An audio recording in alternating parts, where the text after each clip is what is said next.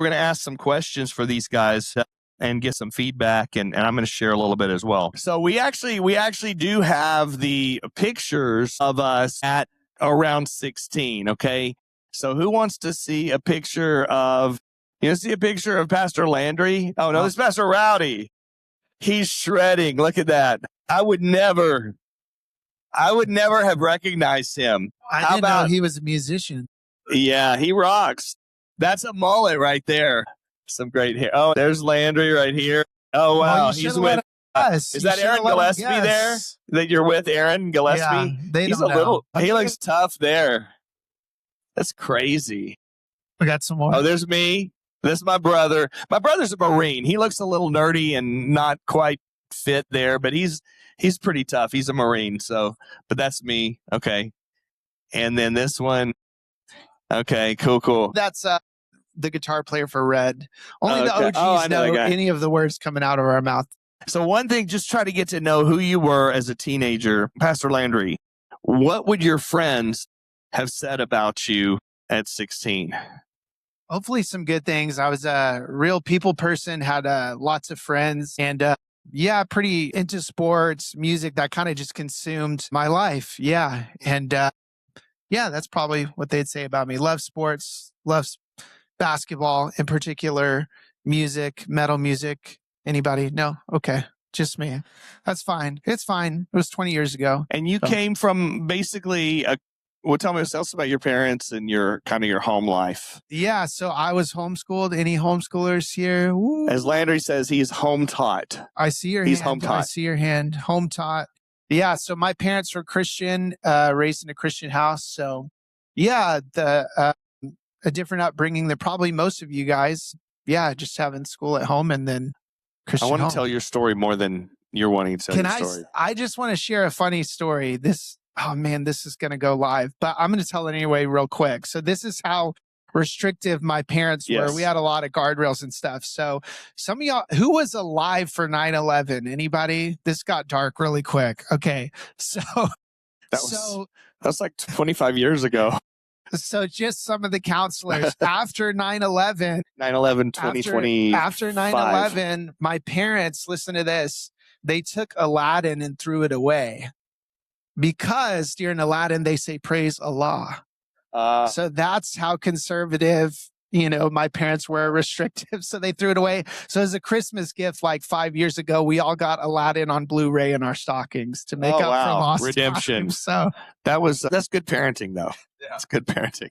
They were very strict. Also, can you tell us about maybe some difficulties, like maybe a learning difficulty that you had growing up? What are you trying to say? No. School was really hard, really tough. My teacher was the worst. No, it was my mom. She was awesome. No, it was just tough because anybody like you just hate school or you're just bad at it. Anybody? No one's going to raise their hand and admit they're bad at it, but okay, you can put your hands down. That was me. Is like, not only did I not enjoy it, I was not very good at it. Reading, writing, spelling wasn't good, really stressed me out. In fact, like coming to camps like this, particularly when I was a kid, it would just terrify me. Like, oh gosh, is someone going to ask me to read a Bible verse and I'm going to fumble with my words? And so really I had a lot of insecurities with that and just fear, anxiety, and thinking, gosh, here I am and we had super smart kids in our little homeschool group, co-op, like full rides to Texas Tech, academic, like smart, took Latin, all these things. So everybody's saying like, hey, I'm going to go here for 4 years. I'm doing college. I'm going to go this. And here I am thinking, man, I just hope I graduate to the next grade. Like I was literally just thinking 1 year at a time, which in hindsight, that was probably the best path for me anyway, because it allowed me to do some other cool things in ministry. So yeah, that was kind of some of the stresses of high school. Was there's just a lot of pressure. Has anybody felt that pressure? Especially if you go to IDEA, not knocking IDEA, but it's like before you even show up, they're like, where are you going to college? Right? Like there's a lot of pressure on what you're going to do when you're an adult and your brain is not even fully developed. Right? So that was some of the pressures and anxieties. Hey guys, your brain doesn't develop until you're 25 years old, fully. Okay, so, Mine still might be going. I don't know. Always a work in progress. All right, so Pastor Rowdy, tell us about your teenage years. What would your friends have said about you? They would have said I was a people person. I'm trying to make this. I didn't grow up in a Christian household. Okay, tell us about your. Well, you should go back to that. I'm sure you talk about this a lot, but tell us about your family of origin. Yeah. So I don't know my biological father. So I grew up without a dad for about 12 years, 13 years of my life. We had one kind of church experience when I was younger. So when I was talking about church hurt that I mentioned, that was that last night or the night before. I get that because my mom was met with some adversity and some conflict within the church. And instead of addressing it, we just ran. And I remember being like in third grade, and like that was the last time I was involved in church or anything like that. It was really just an after school program, but there was worship and we watched VeggieTales and things like that. And so, I count that. What are all these vegetables doing in the Bible? So that was my. I didn't want to. When I first saw VeggieTales, and it was like I was grown at that time, but I was not interested because I'm like, I don't want this vegetable propaganda pushed on me. What is this? Yeah, I was a big fan for a long time, but prefer like steak and hamburgers and stuff. It was actually. You know what we're talking about with VeggieTales? It was actually going to be No one candy. knows what the word is coming out of your VeggieTales mouth. is? Anybody? It was actually going to be. Wow. And then they said, that's not good to tell kids about all the candy and stuff, so we're going to make it vegetables. Yeah. So I know what church hurt is. Yeah. I understand. I get you. That's why I'm so passionate about speaking against it. And so I think not having a dad impacted a lot in my life, and I think that's a huge thing that you should have as a male role model in your life. If you're blessed to have both parents in the household, praise God. That's why I say honor your parents. I'm passionate about that too, and it doesn't get easier at 32 years old. I still struggle honoring my parents. But it is a thing that you should do. It's biblical. And so I think as a result of that, like second or third grade just kind of was quickly influenced to like, I can make people laugh. People like when I talk, they listen. And so that drew to the class clown type of title and label.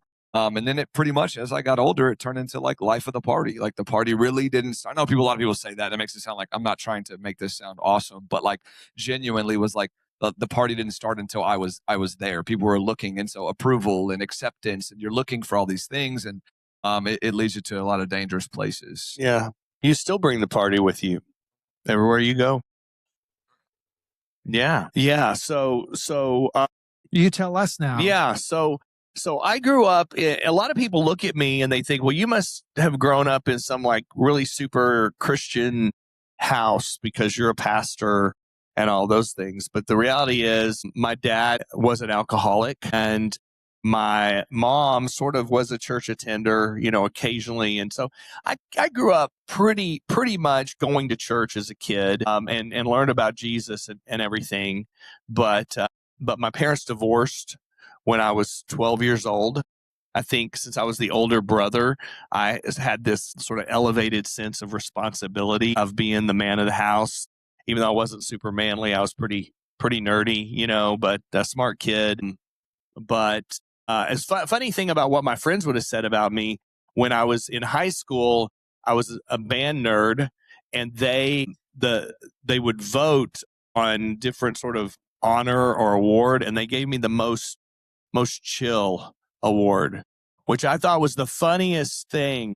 Because even at the time, I'm like, I don't know if you people know me, but chill is really that's not my deal. I'm not very chill, but that was pretty funny that they would say that about me. Well, that's a good segue kind of into high school. If I could interject here, is I remember thinking back to people in high school and thinking, man, that guy's going to be real successful. He's the best basketball player. This person had great grades, and it doesn't always turn out that way. So we put a lot of stock in that, in our identity and what's happening right now, and we only see what's in front of us. And I promise you guys, when you fast forward 5-10 years, some of the people you thought they'd be really successful, sadly enough, have 2 or 3 baby mamas and no job. Sorry, I'm just saying. Don't apologize.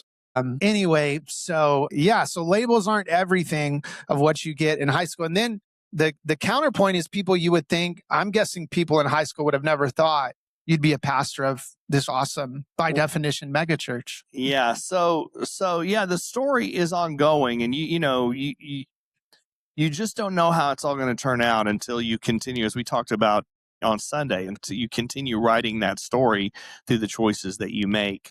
But yeah, that kind of leads to this next question that I feel like is a funny question because it hits every one of us in a different way. First, the Revelation 3:20 says, "Behold," Jesus says, "Behold, I stand at the door and knock. If anyone hears my voice and opens the door, I will come in and eat with that person and they with me." And the interesting thing, if you ever see a picture of this verse, usually the way they draw this picture is there's no doorknob on the outside of the door. Jesus is standing at the door and he's knocking, but you have to be the one that opens that door and lets him in to your life. And so my question for you guys is, your faith at 16, was it your own faith, your parents' faith, or no faith at all? And I think we're all going to be one of these three. Yeah, I'll go ahead and go first. Yeah, so mine was all of us is different. But I remember what's really cool being at camps like this. I remember for whatever reason at 7th or 8th grade being at a student camp, and all of a sudden it clicked. Like I remember my sister put the fear of God in me at 7 or 8 years old, and I was very scared of hell. I didn't want to go there. So I gave my life to Jesus, but I can remember that and making it on my own independently, understanding the gospel. But then something clicked when I was 13, 14 years old, and I realized being a Christian following Jesus is much more than the spiritual high of camp or just being a Christian, going to church, but it was actually living for him daily. And what does that mean? And then really at 16, I started serving God. For whatever reason, the Great Commission, if you haven't heard of it, Matthew 28:19, I believe, right? Really clicked. And it wasn't a suggestion to me. I kind of squirm in my seat whenever people say, well, I'm not called to ministry. Well, you don't read your Bible, because we're all called to ministry. Now that can look different for all of us. And so that really clicked. And so I started going on these mission trips every summer and serve. But then something happened. I don't have time to get into all of it, but I went into full-time ministry. I was a missionary in New York, started raising, I didn't have a salary. I had to raise my own salary from Christians, and God provided. That was awesome. But at some point, all of my friends from high school in my hometown, they didn't come to New York with me. And so then I didn't have as many friends in New York City. So at some point I had to decide, okay, am I in it for the sprints or the marathon? And so as busy as I got, and I remember my dad just laughing, I said, oh man, high school, it's so busy. And he kind of laughed like, your life is only going to get busier the older you get. And that was exactly right. And so I had to prioritize my time with God. I had to prioritize reading the Bible, and that verse really came to life. And I realized, oh, wow, Jesus is my friend. Whenever my friends come and go and leave, or I move to a different place, Jesus is standing at the door and knocking. And the end of that verse says, if you'll open it, he'll come in and dine with you. He'll come in and eat with you. So God is a personal God, and he wants to spend time with you specifically. Well, the thing is, that's awesome. I don't want to put this on you, because it sounds like when you were 16, by that point, you had started to own your own faith. Yeah. And yet you came like some of the students here. There's a few students in here who are like, my parents are Christians, and they have brought me to church. I mean, I know a lot of you're the ones bringing your parents to church. But there's some of you whose parents have brought you, and so you're kind of going along because it's just what your family is doing. And at some point, it's got to transfer from your parents' faith to becoming your own faith, your own choice, your own decision. And that's what was happening with Landry. And then you got Rowdy over here. The question was, did you have your own faith, your family's faith, or no faith at all? No faith at all. Well, I mean, I did have faith, just not in Jesus. Not in Jesus. Yeah. Okay. Yeah, and for me, so my story there is that at some point, like I told you on Sunday, I had that friend who was a strong Christian friend, and he also one night, and this was not the only thing, but he was telling me this stuff and kind of got my attention. But I'd also been going to youth camps, and I love youth camp. And I'd been going to spiritual retreat weekends. And I noticed that all the kids around me, they would go through the weekend or they'd go through the camp, and then we'd have the share time, the share night or the last night of camp, and everybody would be crying and very emotional. And this one year, I was just like, because I'd watch these kids and I'm like, they're doing this, and then it lasts for a little bit, and then they kind of go on and do whatever. They're not really living this out. And so I thought this year and I'm not telling you don't cry or anything like that, but I just was saying, you know what, I'm going to make this more of an internal decision, and that's going to last. And I'm going to try to continue to live it out. And really, it was that point in my life that I started, living all of this out in my life. What do you want to say?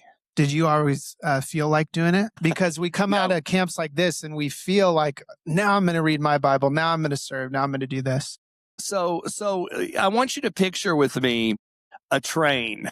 Okay. Picture a train in your head, and it's got 3 cars. It's got the engine, like that's what it's called. The front one is the engine. And then you've got a car, and then you've got a caboose. The caboose is, right, the last car on the train. Well, the engine, for a lot of us in our lives, we want to make it how we feel, and our feelings drive all of our decisions, and our feelings really end up getting us into trouble. It's kind of like we're on this emotional roller coaster. And man, when I'm at camp, I'm pumped about God, and then in the middle of the school year or the middle of the week, I'm really down. And so instead of having the feelings be the engine, what I think should be there is the facts. What are the facts? Well, the fact is, God loves you. He has a great plan for your life. Our sin separates us from God. Jesus died for us. And so I'm going to decide to live for him. And so that's the facts that I want to build my life around. And then I put my faith in the facts, and then the feelings follow my faith. The feelings aren't driving my life. Okay. Even though feelings are important and feelings are a gift from God, I'm not going to put them in the driver's seat of my life. That way I can go the distance. So, one thing I wanted to talk about was how at camp, I would go to camp, and then sometimes I would be so pumped and on fire for God that I would go home and I would be very hard on my mom, who wasn't really, she didn't take her faith very seriously. And so I'd be kind of judgmental against her and all of this. And I would come home, and it wasn't a good experience, for my mom. Eventually I learned, I need to really be living out my faith in front of my mom as well. And that's how it's going to bring change. And so that's hard at home, because our parents see us at our best and at our worst. So yeah, that's kind of like, Rowdy, what would you tell someone who's here who you do know all the answers, like that's the facts, but the feelings aren't there, like you just feel spiritually numb inside? Yeah. Well, I would tell them to wake up, and I would say you've got to actually be in the moment, even when you don't feel it, even when why are people doing this? I know there's a high level of emotion, but actually like being present in the moment. We say it all the time. We're being honest and open, and you're starting to allow God to say, he's like, I want to use this. I want to be able to show you how good and faithful I am, but you've got to be like present, literally. But then you also, like, when you're in a space, have you ever heard anybody say, like, I'm here, but I'm not here? Like, most of us are walking through everyday life like that. If you're taking notes, I would say it like this.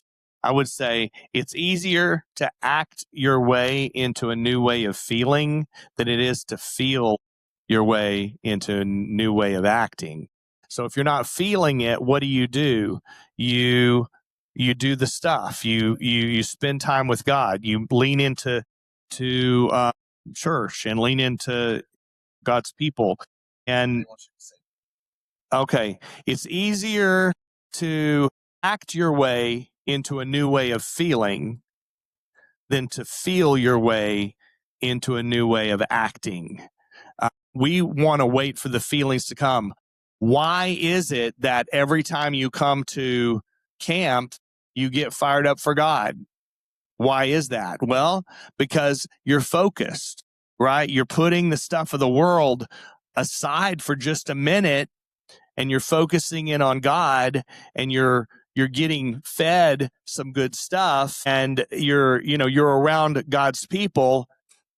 Well, that actually can become your reality. Now, the Christian life is not always going to be like, whoo, we're all like pumped all the time. It's just not going to be that way. There are going to be, highs and lows and dry seasons and stuff like that. But through it all, that's when you hold on. That's when you hold on and you say, I'm going to keep doing the stuff even when I'm not feeling it, because those feelings will come, Yeah. Yeah. Yeah. Well, guys, I want to know a decision that you made in your teenage years that affected you, that's continued to affect you in a bigger way than you thought.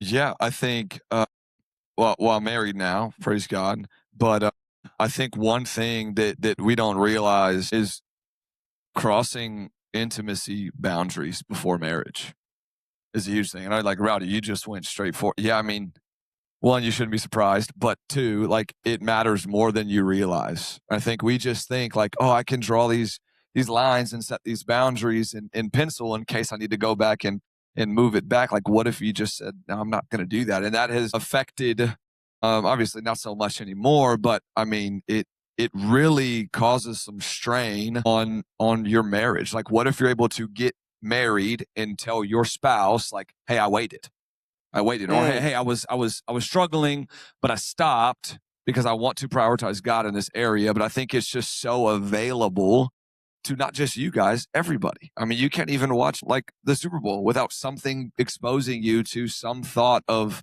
lustful thinking. And girls, don't just think I'm shouting out the dudes. Like, statistically, more teenage girls struggle with that than boys do. Like, it's a very real thing, and I think we just have to be aware. What are we making decisions on? Who's in our lives that we can actually say, hey, I'm struggling with this, and we can trust them with that. And then when you say, like, hey, I'm giving this to you, I'm telling you about this, they have every right to hold you accountable, and you can't get offended. Well, you could, but you'd be doing yourself a disservice. So I think crossing some physical intimacy boundaries before marriage, it was a landslide of identity issues that followed in. Now you're literally tainting what God created, and you're perverting it, and then you're justifying it all the way through, because it's easier to blame other people, blame somebody else, than it is to blame God, than it is to just say, hey, I crossed some boundaries and I wasn't supposed to do that. Did you want to give us an answer? Yeah, I mean, I would just echo all of that. The Bible talks about marriage and intimacy as two becoming one. And I'm about to get really Pentecostal on you guys, but that's okay. So two becoming one, if we think about that, that's two people, but also two spirits, right? And then on top of that, to get even more spiritual, there's the verse that talks about people who are demonically oppressed, or that when they leave, they may come back and bring 7 more spirits. So if you're fooling around and being intimate with somebody and you have no clue where they've been, where they've done, where they are spiritually, that sounds crazy. Like, I want no part of that, those 7 spirits, right? So that's, I think, a part of it we don't realize. But also, me being on the flip side of that, in a Christian home, I wanted to be as rebellious as I could without crossing certain lines. So I would push those boundaries and limits. And so I would say, okay, well, what can I get away with my girlfriend? You think that, whenever I get married, this will stop. I can just flip off this switch. Or when I do this, then I'll get better. Or at least I'm not actually doing the deed, but it destroys your brain. It rewires it. It's like drugs, and it'll affect you the rest of your life. Right now, it doesn't seem like a big deal, but it will wreck you. And I honestly feel super bad for you guys, because our generation, we were getting introduced to the smartphone, right? So our parents were a little bit naive. They didn't know what we could watch on our video games and our smartphones. But now you guys are handed it, and especially this generation at 3 or 4 years old. And so I would say, some of you guys are angry that your parents won't let you have a cell phone. You should go home and give them the biggest hug and kiss and take out the trash and thank them, because you've got the devil in your pocket, really. It's not a problem. I mean, you're literally addicted. That's what addicts say. I can stop at any time. Prove it. Also, if we're talking about it, doesn't seem like a big deal now. That's foundation.